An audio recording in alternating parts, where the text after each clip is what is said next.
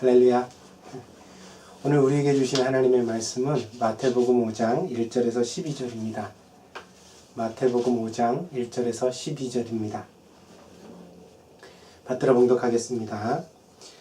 예수께서 무리를 보시고 산에 올라가 앉으시니 제자들이 나아온지라 입을 열어 가르쳐 가라사대 심령이 가난한 자는 복이 있나니 천국이 그들의 것이며 애통하는 자는 복이 있나니 그들이 위로를 받을 것이며 온유한 자는 복이 있나니 그들이 땅을 기업으로 받을 것이며 의에 줄이고 목마른 자는 복이 있나니 그들이 배부를 것이며 긍휼히 여기는 자는 복이 있나니 그들이 긍휼히 여김을 받을 것이며 마음이 청결한 자는 복이 있나니 그들이 하나님을 볼 것이며 화평하게 하는 자는 복이 있나니 그들이 하나님의 아들이라 일컬음을 받을 것이며 의를 위하여 박해를 받은 자는 복이 있나니 천국이 그들의 것임이라. 나로 말미암아 너희를 욕하고 박해하고 거짓으로 너희를 거슬러 모든 악한 말을 할 때에는 너희에게 복이 있나니 기뻐하고 즐거워하라. 하늘에서 너희의 상이 큼이라. 너희 전에 있던 선지자들도 이같이 박해하였느니라. 아멘. 잠시 기도하겠습니다. 사랑의 하나님, 오늘도 사랑하는 성도들이 함께 모여 예배를 드리며 주의 말씀을 묵상코자 합니다. 들려진 이 말씀을 더 깊이 이해하여서 정말 팔복의 주인공이 다 될 수 있도록 하나님께서 은혜 가운데 인도해 주시기를 원합니다. 하나님, 이 복이 세상의 복이 아니라 하늘의 복인 줄 압니다. 우리가 배워갈수록 그 깊은 의미들을 깨닫게 되어집니다.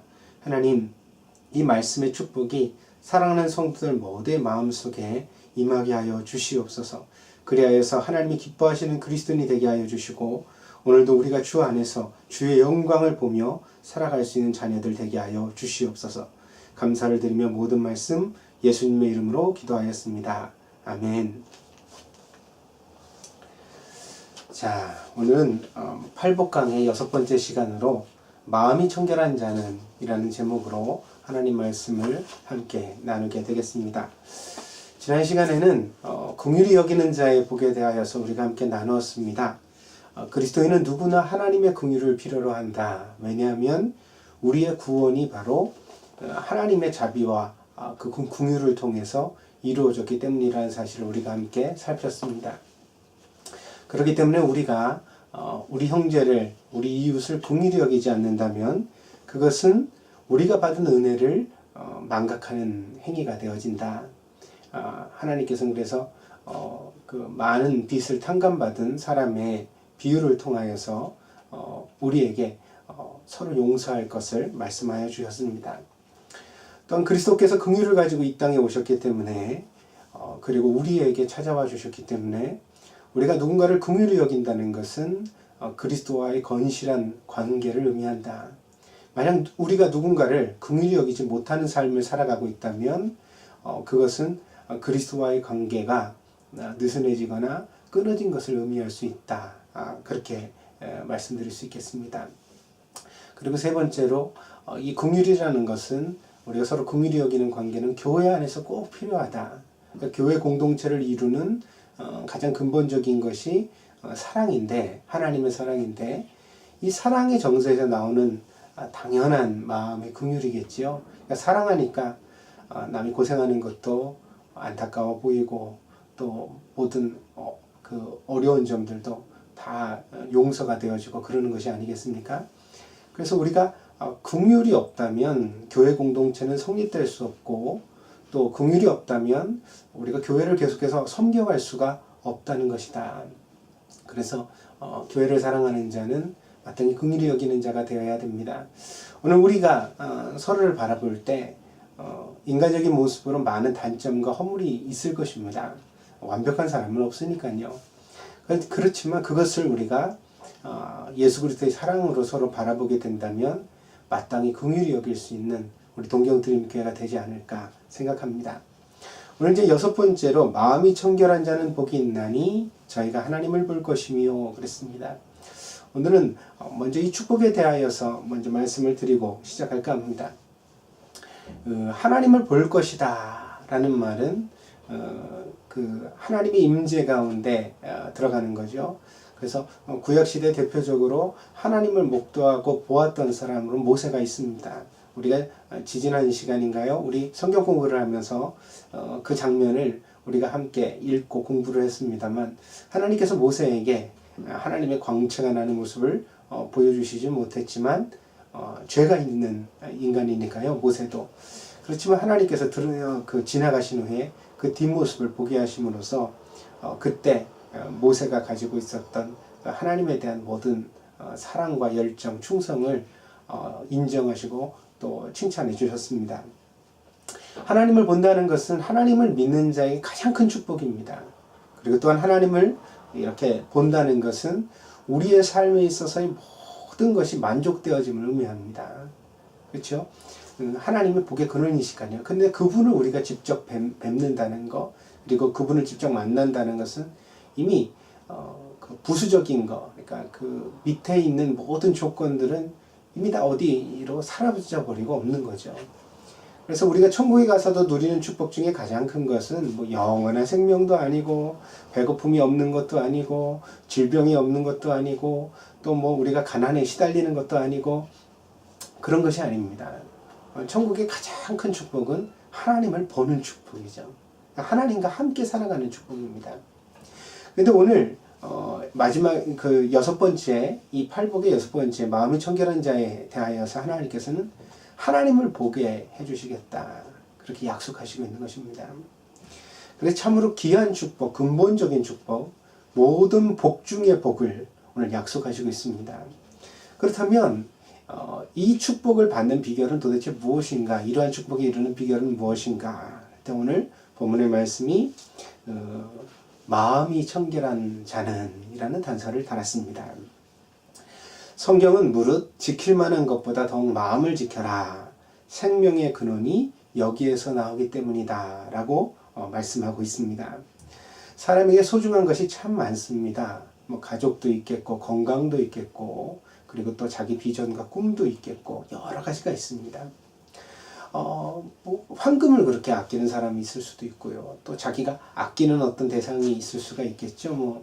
뭐 자동차, 오토바이, 뭐 카메라, 뭐 여러 가지 그런 어떤 물건을 아낄 수도 있습니다. 그렇지만 이 모든 것들보다도 가장 근본적인 것, 정말 소중히 여겨야 할 것은 바로 우리의 마음이라는 것입니다. 마음은 곧 믿음이 자라나는 토대입니다. 마음이 없다면 믿음이 있을 수도 없는 거죠. 그죠? 또한 사람의 인생을 좌우하는 운전대이기도 합니다. 그래서 마음을 어떻게 먹느냐에 따라서 인생은 천차만별로 달라집니다. 마음이 연약하고 부실하면 그 사람의 경험과 능력이 아무리 뛰어나도 쓸모없는 사람이 됩니다. 그래서 불안이 많은 사람, 염려가 많은 사람, 두려움이 많은 사람, 또 마음이 쉽게 변동하는 사람, 움직이는 사람은 사실 아무리 재능이 훌륭해도 뭐랄까요, 써먹을 곳이 별로 없죠. 굉장히 그런 사람은 굉장히 아까운 그런 대상이 되어집니다. 반대로 마음이 강건하고 성실하면 나쁘고 열악한 환경에서도 사람은 얼마든지 꽃을 피울 수 있고 큰 일을 도모할 수 있습니다. 제가 좋아하는 속담 중에 늘 말씀드리지만 개천에서 용난다, 그죠? 개천과 같이 열악한 환경에서도 굳은 마음을 가지고 소망을 품고 최선을 다하면 정말 옛날 사람들이 하늘의 짐승이라고 우러러봤던 용과 같이 그렇게 될 수 있다는 거죠. 물론 성경에서는 용이 안 좋은 이미지로 나오기도 합니다만, 이것은 하여튼 비전의 대상이죠. 그죠? 뭔가 성공한 인생, 그리고 뭔가 훌륭하고 가치 있는 인생을 그렇게 상징한 것이니까요. 그러니까 사람의 마음을 어떻게 먹느냐가 참 중요하다는 것입니다. 그래서 우리가 무엇보다도 우리의 마음을 보배로 여겨야 합니다. 오늘 사랑하는 여러분, 예배 드리고 있는데 이 예배를 통해서 여러분 마음을 보배로 여기는, 내 마음이 참 보배다, 내가 이 마음에다가 좋은 씨를 뿌리고 잘 가꾸어서 이 마음이 있기 때문에 내가 얼마든지 내 인생을 바꿀 수 있고 하나님의 뜻을 이룰 수 있고 정말 후회 없는 인생을 살아갈 수 있다라는 사실, 그걸 갖다가 다시 한번 깊이 되돌아보고 감사하고 또 자기 자신을 칭찬해 줄 수 있는 그런 시간이 되어지기를 바랍니다. 그렇다면 우리 마음을 어떻게 갈고 닦아야 하겠습니까? 우리의 마음을 아름답게 하는, 우리 마음을 건강하게 하는 비결은 무엇입니까? 성경을 통해 오늘 우리가 배우고자 합니다. 오늘 본문은 마음이 청결한 자는 복이 있나니 그렇게 선언합니다. 여기서 청결하다는 말의 의미는 두 마음을 품지 않는다는 것입니다. 청결하다는 건 이중적이지 않다, 그런 의미를 갖습니다. 예수님의 말씀과 같이 우리가 먹는 음식이나 의복은 그 자체의 경중이 있을 수 있지만, 귀한 것과 천한 것, 비싼 것과 싼 것이 있을 수 있지만, 그러나 그것이 우리 자신의 마음을 오염시키거나 또는 우리의 마음을 근본적으로 망가뜨리는 요인이 되지는 않습니다. 그렇잖아요, 여러분. 거친 음식을 먹는다고 해서 마음이 나빠지는 것도 아니고, 그죠? 우리의 몸은 그런 영향을 좀 받죠, 그죠? 사실은 좋지 않은 음식을 계속 먹다 보면 몸이 병들고 그러지 않습니까? 그렇지만 마음은 다르죠. 거친 음식을 먹는다고 마음이 나빠지는 것은 아닙니다. 훌륭한 음식을 먹는다고 해서 또 마음이 건강해지는 것도 아니죠. 요즘 시대가 건강에 대해 관심이 많아서 웰빙 그러죠. 그래서 정말 몸에 좋은 음식을 많이 먹으려고도 노력합니다. 입맛에 써도 좀 맛이 없어도 건강에 좋다 그러면 다들 눈 꾹 감고 먹으려고 노력을 하죠. 그러나 음식을 통해서 우리의 몸의 건강은 찾을 수 있지만, 그러나 마음의 건강을 얻을 수 있는 길은 없다는 거예요. 그건 아니라는 거죠. 우리가 먹는 음식은 입으로 먹은 후에 얼마가 지나면 뒤로 나가기 때문입니다. 그것은 물질을 더럽히지 않습니다. 그런데 사람의 마음에서 나오는 악독과 부정과 더러운 말은 그 자체가 사람의 마음에 영향력을 줍니다. 설교를 드리면서 제가 몇 번인가 언급드린 것 같습니다. 사람이 나쁜 말을 하면 제일 큰 피해자는 자기 자신입니다. 왜냐하면 그 말을 하는 순간 다른 사람은 공기라는 중간 매개체를 통하여서 듣습니다. 그래서 잘못 들을 수도 있고 흘려버릴 수도 있고, 그렇죠? 그 말이 안 들릴 수도 있습니다. 딴 데 신경 쓰기도 하고 멀리 있으면 안 들리겠죠, 그죠? 그렇지만 그 말을 하는 당사자는 어떻게 해요? 입에서 소리가 나오는 순간 이미 그래서 요즘 좋은 이어폰은 이 뼈를 이용하지 않습니까? 여기 귀에 그 뼈에 밀착해서 뼈의 울림을 통해서 소리를 전달한다고 그래요. 그래서 우리도 사실 그렇게 소리를 듣고 있습니다. 우리 말을. 그래서 여러분 자신의 목소리를 녹음해서 들으면 낯설잖아요. 이상하죠? 여러분이 보통 자기 목소리라고 생각한 게 녹음해서 들으면 굉장히 낯설게 들려집니다. 그런 이유죠. 우리는 공기를 통해서 듣는 게 아니라 우리 몸 자체를 통해서 듣기 때문입니다. 그러니까 나쁜 말을 하게 되어지면, 부정적인 언어, 악한 말을 할 때요, 그 말은 다른 사람한테는 쓸려갈 수도 있지만 자기 자신에게는 쌓인다는 것입니다.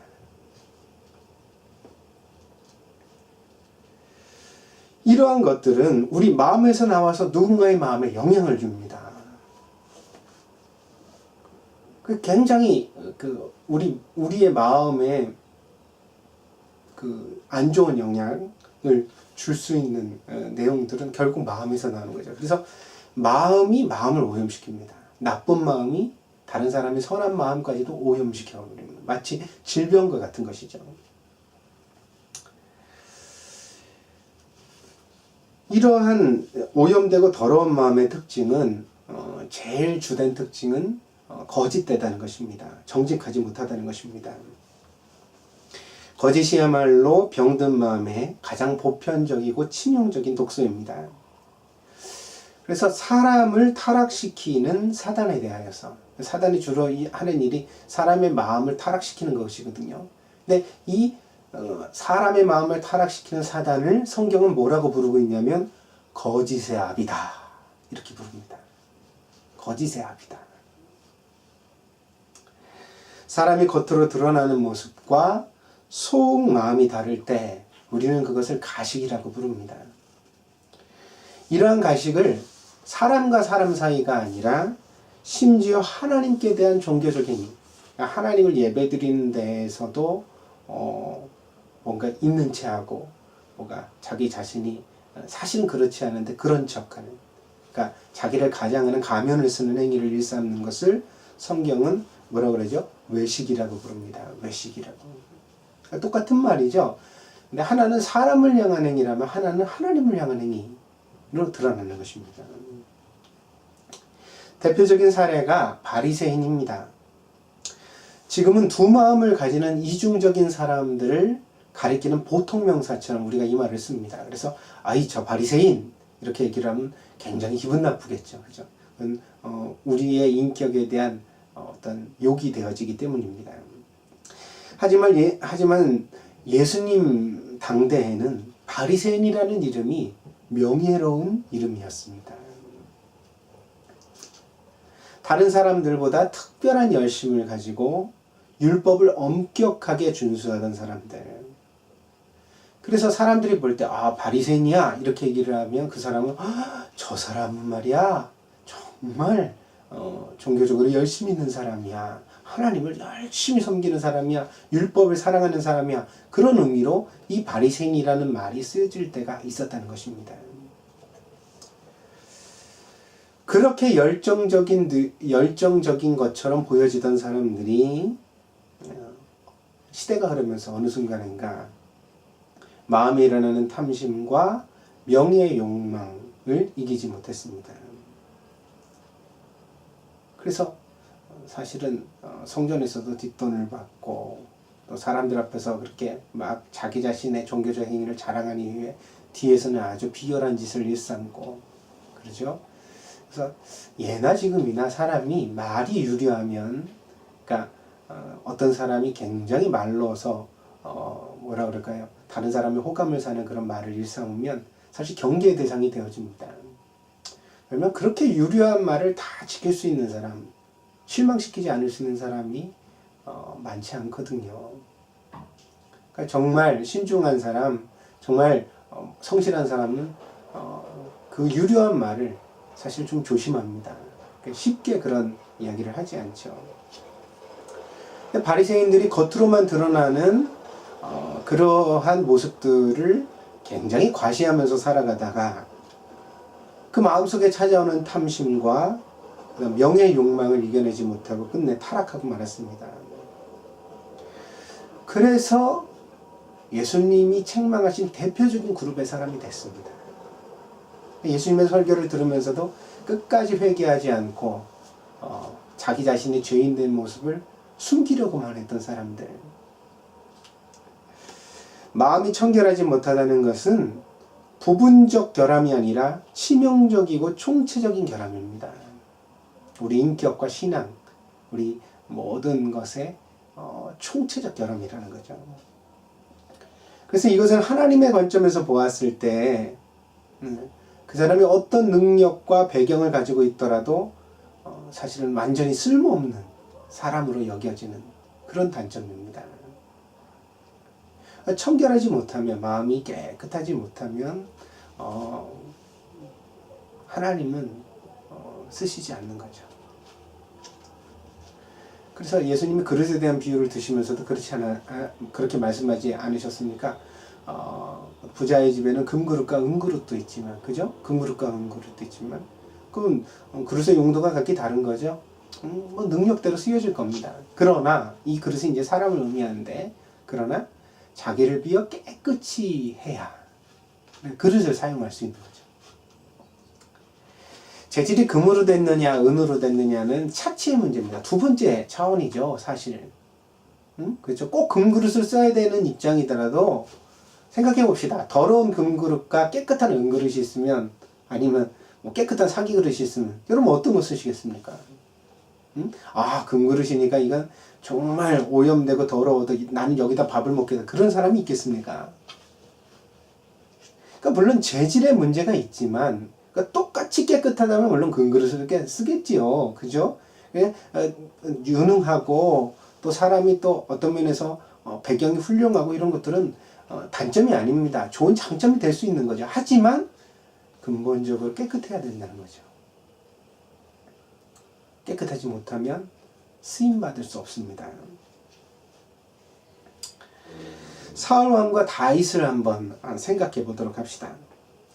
사울은 청년의 몸으로 처음 이스라엘 왕이 됩니다.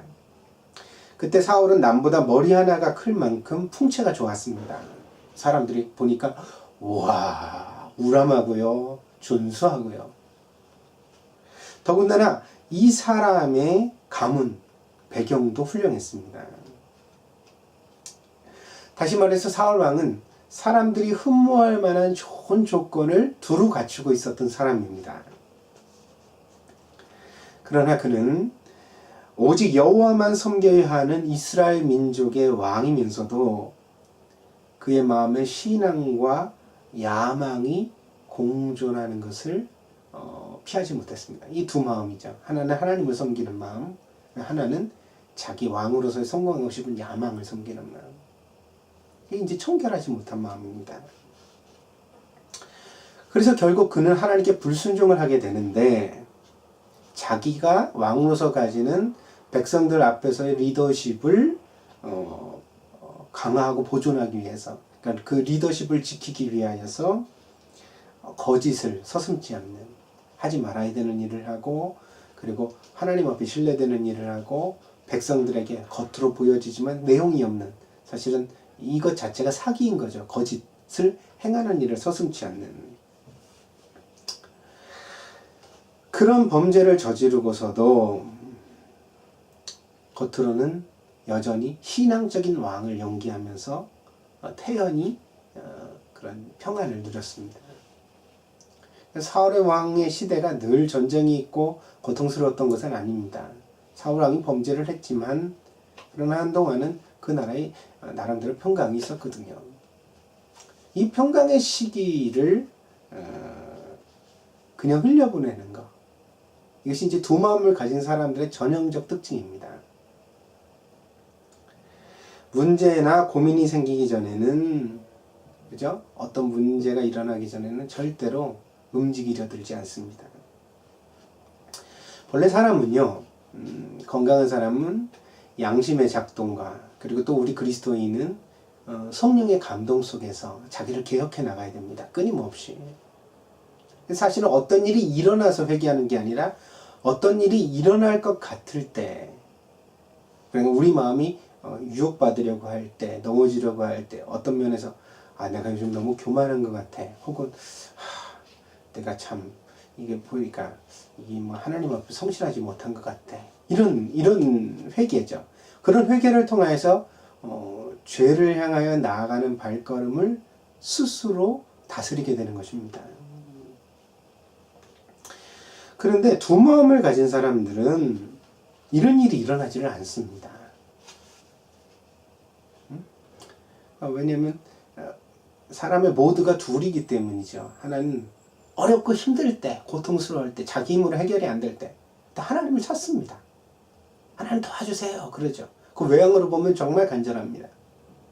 그러나 그 일이 해결되고 나면 살만하면, 그리고 자기 주변이 편안하면 그때는 어떻게 해요? 그렇게 하지 않죠. 그때는 이제 자기의 체면, 자기의 이익, 자기 자신의 욕망이 우선되어지는 것입니다.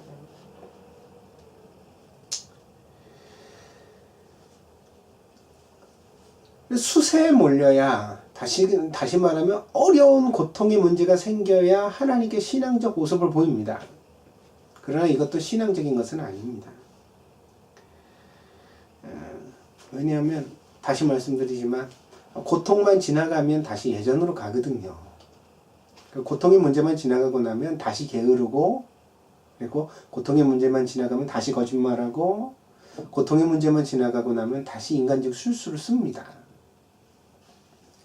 이런 사람은 신앙을 가져도 믿음의 진보가 없죠. 세월이 많이 흘러도 전혀 인격적으로 나아지지도 않고 하나님과의 관계가 거의 유효하지 못합니다. 그러니까 하나님과의 관계가 유효하다는 것은 우리가 하나님의 인격을 닮아가는 것 아니에요? 그렇죠? 하나님을 닮은 사람이네. 그게 이제 신앙의 능력이고 영광인데, 이게 이제 나타나지를 않는다는 거죠. 뜸은 막 금식도 하고, 막 울면서 기도도 하고, 어쩔 때는 막 통곡을 하면서 회개도 하고, 막 그런 것이 인생에 뜨문 나타나, 징검다리처럼 나타나기는 하지만, 그러나 그 대부분의 과정은 여전히 두 마음으로, 그건 정말 어려울 때 하나님을 찾는 마음이고, 그렇지 않고 평범할 때는 자기 힘으로 사는 거죠. 자기를 의지하고 자기 뜻대로. 사울 왕의 통치 기간이 적지 않았고, 특별히 사울 왕의 곁에 다윗이 있었습니다. 하나님 다윗을 통해서 사울 왕을 자극하셨죠, 사실.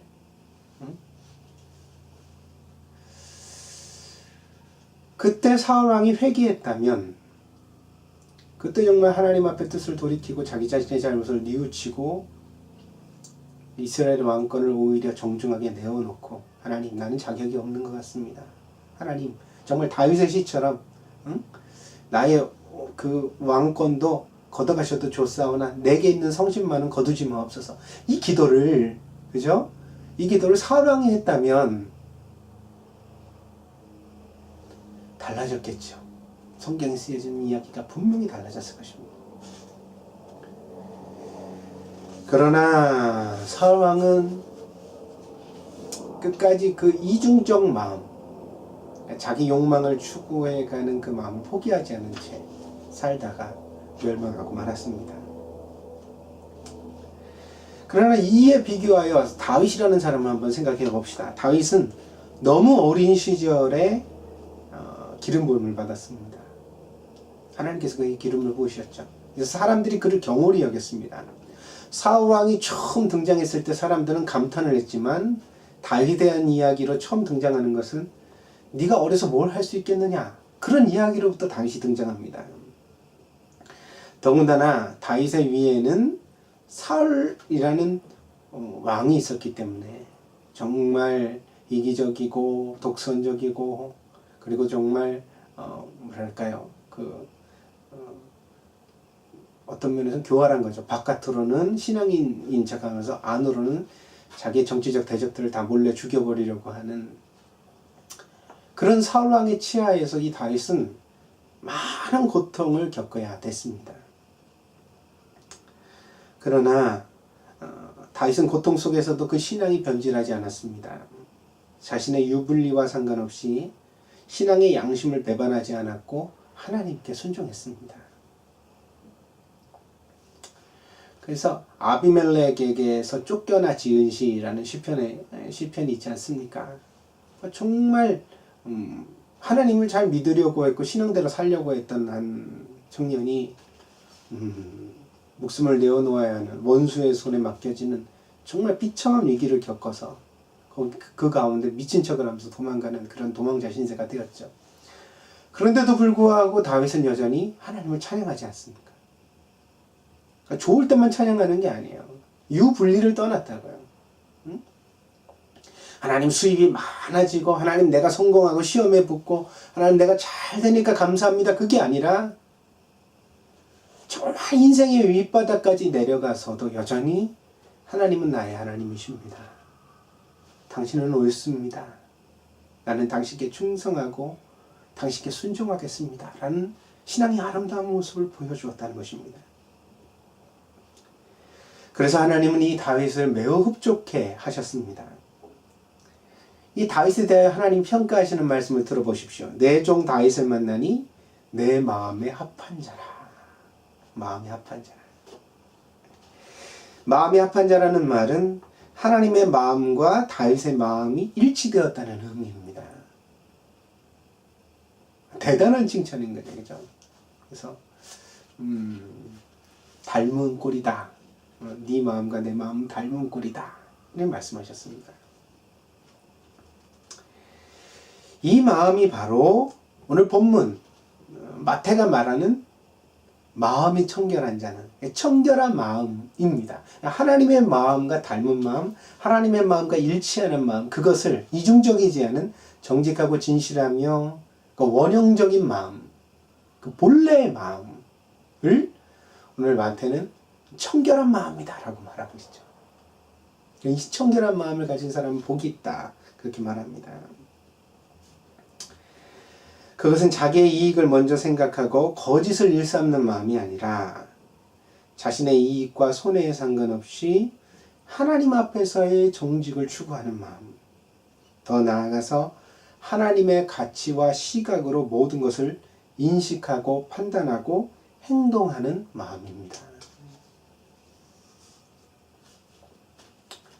이 마음은 사실 우리의 본성적 마음과는 다른 마음입니다. 그래서 이 마음은 중생한 마음이죠. 리본, 다시 태어난 마음이에요. 그러니까 원래 우리가 육신으로 태어났을 때는 이런 마음이 우리 안에 있을 수가 없습니다. 정직한 영을 새롭게 하소서 그래요. 정직한 영을.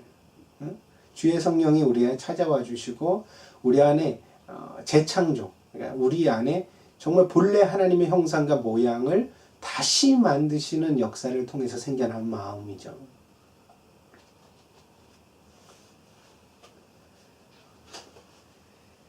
우리는 본래 죄와 타협하고 무너지기 쉬운 인간입니다. 우리 본성이 죄의 유혹에 대하여 약한 측면을 가지고 있기 때문입니다. 다시 말해서 육신적으로 우리는 죄를 이길 수 있는 능력이 부족합니다. 도덕도 사용하고 교육도 사용하고 그렇게 해보죠. 그렇지만 보십시오. 수많은 대학교를 세우고 아이들을 고등교육까지 시켰다고 해서 사회가 건전해지고 좋아하지는 그렇지 못하지 않습니까? 아니 명문대 출신이라고 인격이 훌륭합니까? 그건 아니죠. 그죠? 아무리 강력한 교육 그리고 아무리 최선을 다하는 어떤 인간의 방법들을 사용해도 인간의 마음을 선량하게 하는 데는 실패하고 있다는 거죠. 그러나 그리스도인의 경우는 다릅니다. 하나님의 은혜를 경험하고 성령의 감동 속에서 살아가는 그리스도인은 본래 십자가의 능력을 통해 이러한 죄를 죽이고 극복하게 되어져 있습니다. 그렇다면 여기서 우리는 의문이 생겨납니다. 현실에는 많은 그리스도인들이 죄에 넘어지는데 심지어 하나님의 영광을 가리는데 그죠? 그리스도인이라는 사람들이 많은 부정과 부패와 무리되어지는 일들에 연관되어지는 것을 보면서 야 도대체 이게 뭔가 어떻게 그리스도인이 저렇게 되는가 우리 생각해 볼 수 있는 거죠. 이것은 첫 번째로 외면적 그리스도인이 그리스도인이 아니라는 사실을 우리에게 말해줍니다.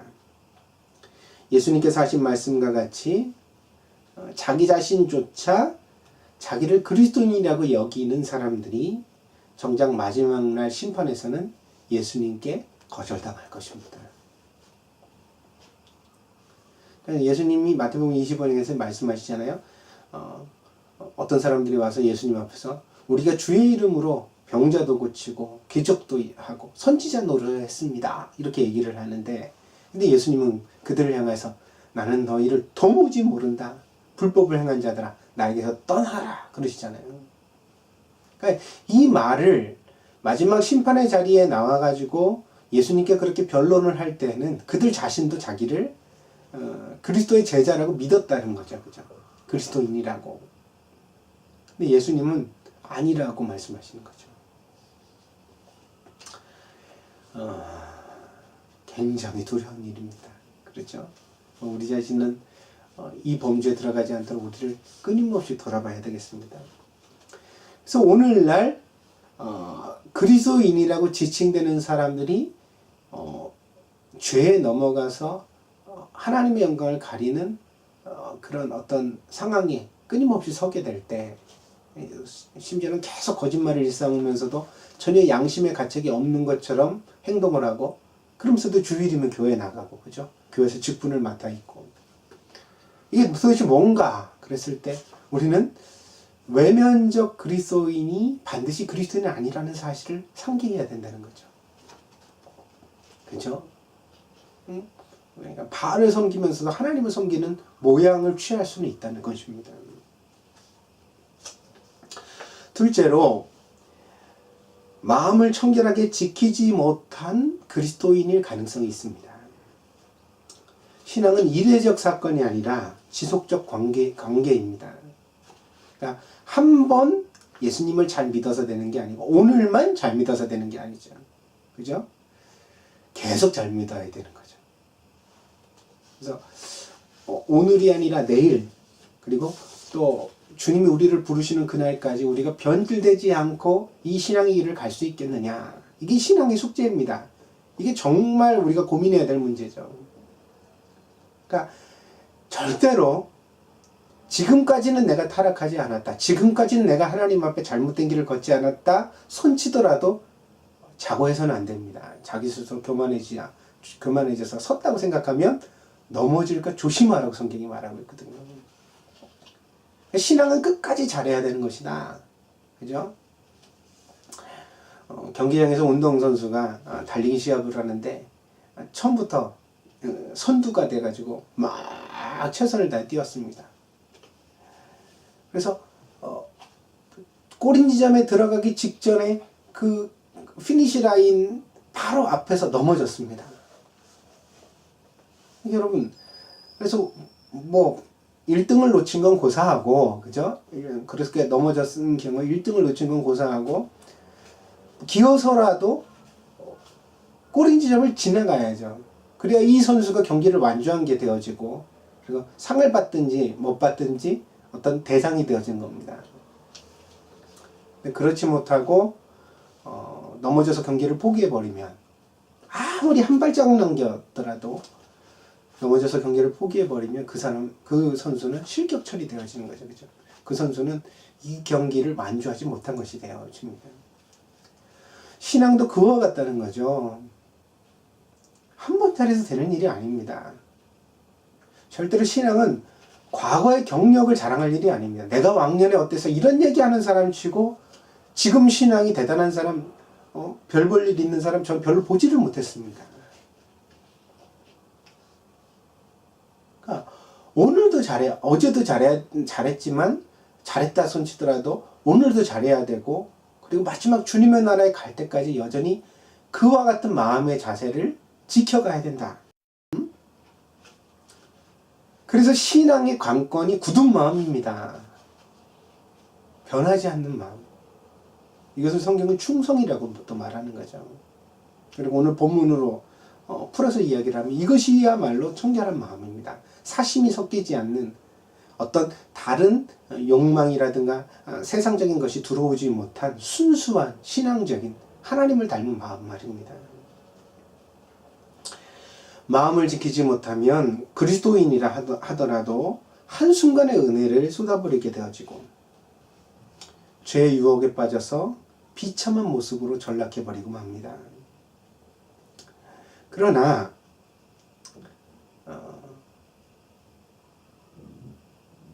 그리스도인이 아닌 사람과는 좀 다릅니다. 왜냐하면 하나님의 은혜는 그렇게 무력한 것이 아니거든요. 그래서 은혜를 맛본 사람에게는 지워지지 않는 흔적이 있습니다. 그러니까 은혜를 통해서 누렸던 기쁨과 하나님의 관계에 대한 향수가 있는 거죠.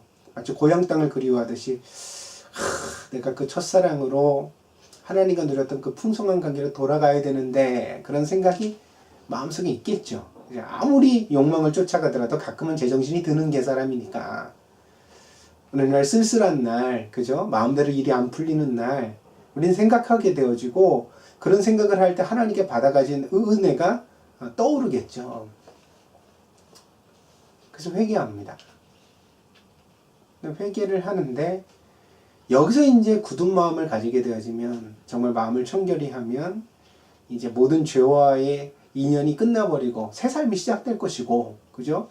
그 그리스도인에게 하나님의 영광이 문이 열려집니다. 비로소.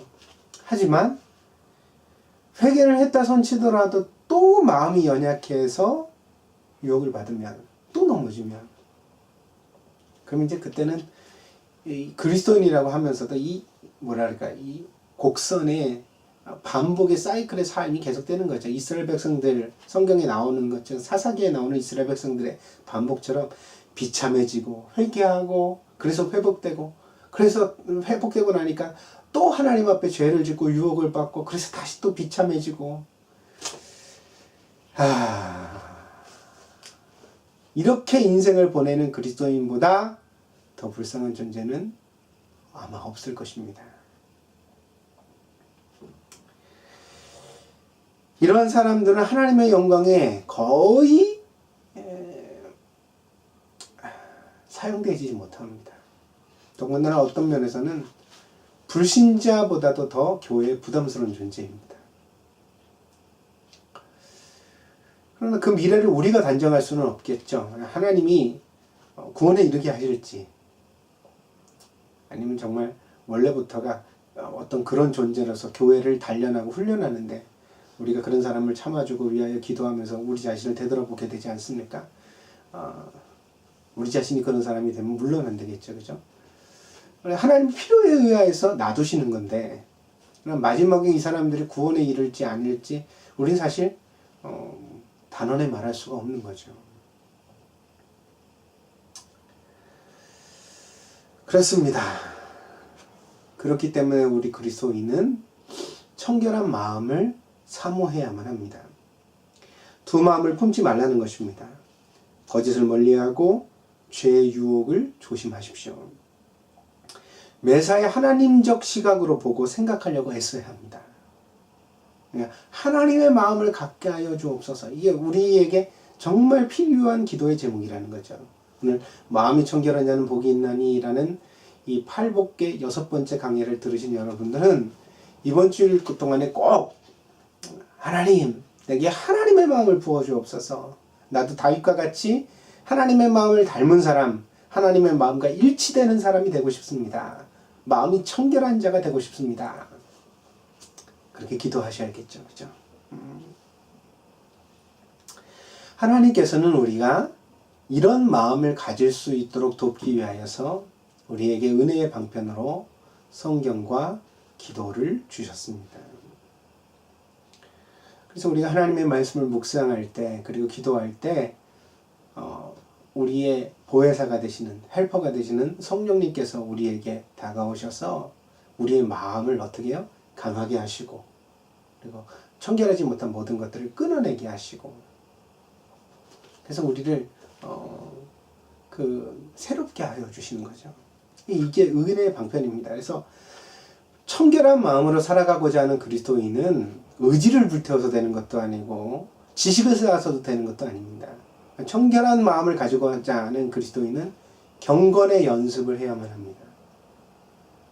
다시 말하면 성경을 주야로 묵상하고, 하나님의 말씀을 주야로 묵상하고 항상 쉬지 말고 기도하는 삶을 살아갈 것. 그래야 바로 마음이 청결한 사람이 될 수 있습니다. 우리는 오늘 얼마나 우리의 마음을 굳게 지키고 있습니까? 너무 쉽게 타협하고 자기 자신을 합리화시키며 자기 생각과 논리의 모순 속에서 살아가고 있지는 않습니까? 마음이 청결하지 못한 그리스도인은 결국 하나님의 은혜를 누리지 못하는 그리스도인입니다. 그것은 마치 이름은 자식이지만 전혀 부모의 기쁨이 되지 못하는 방탕한 자녀와 같습니다. 그래서 우리가 이름만 그리스도인이 될 것이 아니라 정말 좋은 그리스도인, 하나님이 기뻐하시는 그리스도인이 돼야 되겠죠. 그러려면 우리의 마음이 하나님께 정해져야 된다. 청결한 마음을 가진 그리스도인이 돼야 된다는 것입니다. 우리는 우리의 마음을 은혜의 지배 아래 두어야 되겠습니다. 우리 마음이 예배의 성소가 되게 해야 합니다. 이것을 위해서 늘 하나님의 은혜를 사모하면서 오늘 배운 대로 말씀의 묵상과 기도 가운데 정말 하나님적 시각을 소유하려고 하는 소원 가운데서, 그래서 그리스도인의 기도가 맨날 돈 주시옵소서, 집 주시옵소서, 밥 주시옵소서 그런 것이 된다면 그건 형식만 그리스도인인 거지 사실은 성경을 전혀 열어보지 않은 사람이죠. 그래서는 안 됩니다. 청결한 마음을 주시옵소서. 하나님의 마음을 내게 주시옵소서. 그 간구와 소원을 가지고 오늘도 함께 살아가는 우리 동경들인께 모든 성도들이 되었으면 좋겠습니다. 그럴 때 하나님께서 어떻게 하신다고요? 하나님 만나 주십니다. 하나님을 볼 것이며 그랬잖아요. 그래서 우리의 모든 소원을 만족해 하시는 하나님께서 우리와 만나 주시고 우리의 주관자가 되어 주시고 우리를 책임져 주신다고 성경은 말하고 있습니다. 이 아름다운 축복이 저와 여러분들에게 꼭 이루어지는 생애가 되어지기를 다시 한번 예수 그리스도의 이름으로 축원드립니다. 기도하겠습니다. 하나님 감사합니다. 오늘 사랑하는 성도들이 귀한 예배를 드리고 주의 말씀을 나누었습니다. 마음이 청결한 자는 복이 있나니 저희가 하나님을 볼 것이며, 이 말씀이 사랑하는 성도들에게 그대로 이루어지도록 역사하여 주옵소서. 하나님의 말씀을 묵상할 때, 그리고 무시로 기도할 때 하나님 성령의 도우심을 통해서 저들의 마음을 강하게 하시고 깨끗하게 하여 주셔서 마침내 하나님과 동행하는 자 되게 하시고, 언제 어디서나 무엇을 하든지 하나님의 마음을 늘 친근히 느낄 수 있는 다윗과 같은 복된 성도들 되게 하여 주시옵소서. 하나님이 모든 것 가운데 은혜 주실 줄 믿습니다. 감사드리며 예수 그리스도의 이름으로 기도하였습니다. 아멘. 감사합니다.